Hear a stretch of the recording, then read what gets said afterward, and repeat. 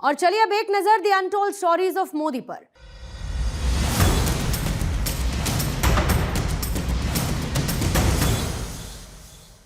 प्रधानमंत्री नरेंद्र मोदी की संयमित जीवन शैली ही उनकी ऊर्जा का स्रोत है।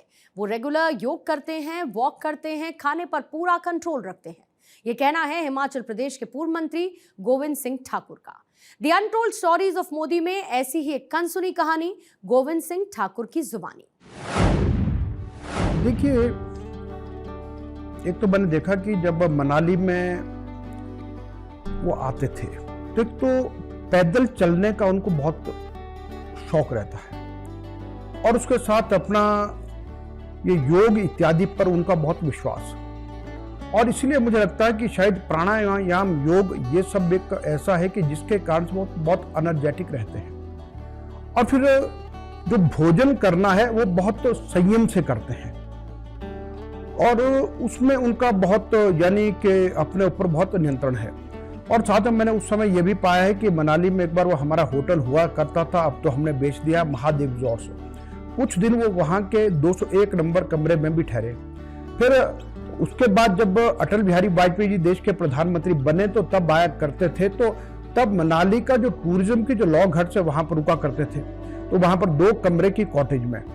और वहाँ पर मैंने देखा है कि उसमें और कभी कभी एक कमरे में नरेंद्र मोदी रुका करते थे और तो दूसरे वाले कमरे में भी रुका करता था, क्योंकि प्रोफेसर प्रेम कुमार धूमल जी उस समय हिमाचल के मुख्यमंत्री थे।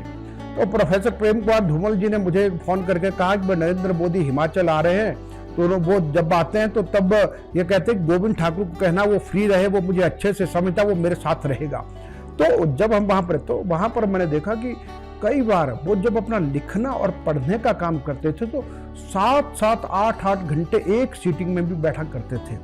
और उसके बीच में अगर कोई थोड़ा चाय आ गई तो चाय पी लिया करे वो, लेकिन अपना काम को लगातार वो इस प्रकार से करते थे।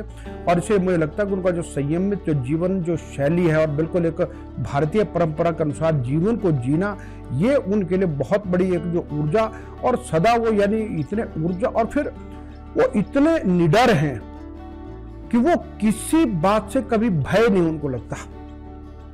और मैंने एक बार उनको वैसे कहा भी कि मैंने कहा कि आप सबसे पंगे लेते हैं, तो उन्होंने कहा कि पंगे लेना मेरा स्वभाव में, लेकिन मैं ईश्वर पर बहुत विश्वास है और मुझे जब लगता है कि मैं ठीक जगह पर खड़ा हूं तो मैं किसी की परवाह नहीं करता, इसलिए मैं जो करना होता वो मैं करता हूं।